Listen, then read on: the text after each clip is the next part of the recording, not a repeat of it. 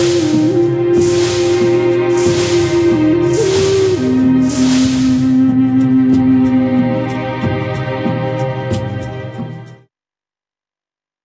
கோரிக்கைகளை வலியுறுத்தி தமிழக விவசாயிகள் டெல்லியில் மொட்டையடித்து போராட்டம் நடத்தி வருகின்றனர்.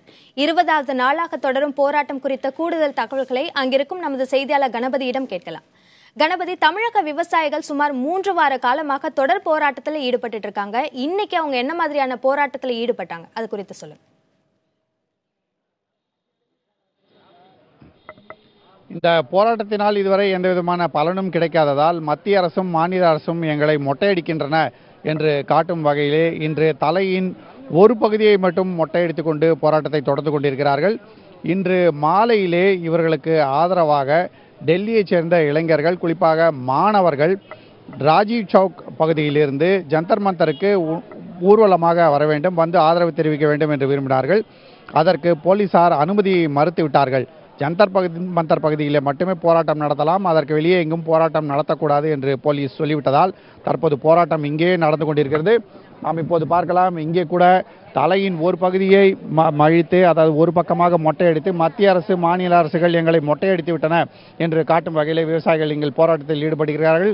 மண்டையோடுகளையும் அவர்கள் முன்னால் வைத்திருக்கிறார்கள்.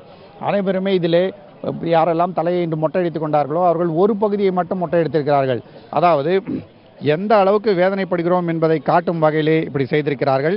இதே போல தொடர்ந்தால் நாளை எங்களுடைய மீசையும் ஒரு பக்கம் எடுத்து விடுவோம், வீரத்தோடு வந்த எங்களை இங்கே மத்திய அரசும் மாநில அரசும் உதாசீனப்படுத்திவிட்டன, எந்த விதமான உதவியும் செய்யவில்லை என்று சொல்கிறார்கள்.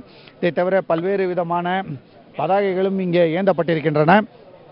தண்ணி கஷ்டம் ரொம்ப முக்கியமான விஷயமா இருக்கு. பாசனத்துக்கு கடன்லாம் உங்களுக்கு தள்ளுபடி பண்ணா கூட தண்ணி இல்லாமல் எப்படி விவசாயம் பண்ண முடியும்? அதுக்காக மத்திய அரசு மாநில அரசு என்ன மேலாண்மை வாரியம் அமைக்கணுங்கிறது தான் எங்களுடைய கோரிக்கை.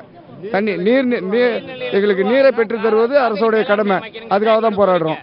சரி, இப்போ தமிழ்நாட்டில் இருக்க நீர்நிலைகள் சரியான தூர்வாரப்படுகிறதா? அங்கே ஏரி குளங்கள் சரியான நிலைமையில் இருக்கிறதா? இப்போ உள்ள சூழ்நிலையில் எதுவும் சரியாக கண்டுகொள்ளப்படாத ஒரு சூழ்நிலையில் உள்ளது.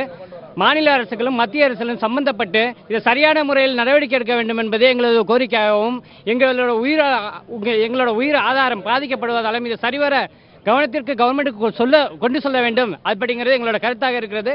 அதனால தான் இன்று இங்கே உட்கார்ந்துக்கிட்டு இவ்வளவு தூரம் போராட்டம் பண்ணிக்கிட்டு இருக்கோம். சரி, நீங்க எந்த ஊர்ல இருந்து வந்திருக்கீங்க? என்ன விஷயமா இந்த போராட்டத்துக்கு வந்து? நாங்கள் தஞ்சாவூர்லேருந்து மாவட்டம் ஆஸ்திபட்டிலேருந்து வந்திருக்கோம்.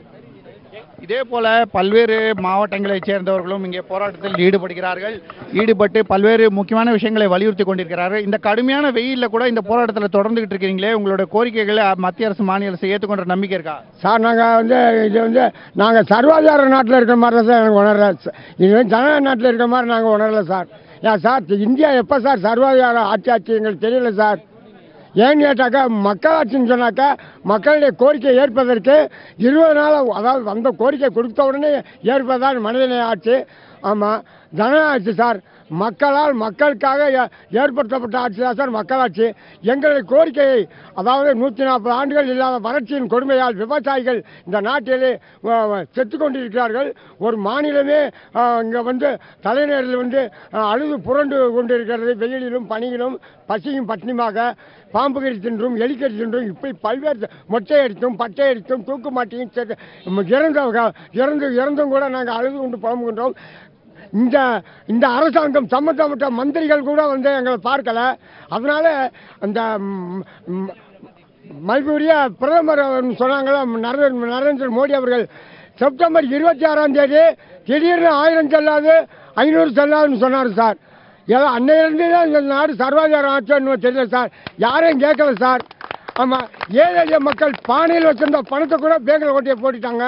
அதாவது இப்போ பண விஷயத்தில் ரொம்ப கஷ்டப்பட்டோம் அப்படின்றீங்க. இங்கே விவசாயத்துக்கு உங்களுக்கு தண்ணீர், கடன் தள்ளுபடி போன்ற விஷயங்கள்ல இப்போ ஏற்கனவே மத்திய அரசு பண ஒதுக்கீடு செஞ்சிருக்கதா சொல்றாங்க, தமிழ்நாடு அரசுக்கு பணம் கொடுத்துருக்கதா சொல்றாங்க. அது பத்துமா பத்தாதா சார்?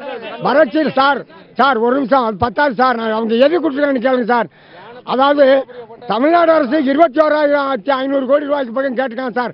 பயிரெல்லாம் செத்து போச்சு, ஆடு மாடு செத்துக்கிட்டு இருக்கு, மரங்கள்லாம் பட்டு போச்சு. இந்த நாட்டை விட்டுட்டு பாலைவனமாக மாறிக்கிட்டு இருக்கு. அதாவது ஏற்கனவே மத்திய அரசு கொடுத்திருக்கும் நிவாரணம் வந்து கொஞ்சமும் பத்தாது, விவசாயிகளுக்கு போதுமான அளவுக்கு இல்லை என்பதை தெளிவாக சொல்கிறார்கள். இவர்களுக்கு ஆதரவளிப்பதற்காக இங்கே பலரும் கூடியிருக்கிறார்கள். இன்று விடுமுறை என்பதால் வேறு பல இடங்களிலிருந்து கூட பலர் இங்கே வந்து இவர்களுக்கு ஆதரவு தெரிவித்துக் கொண்டிருக்கிறார்கள். ஆகவே இந்த வகையிலே இந்த போராட்டம் தொடர்கிறது.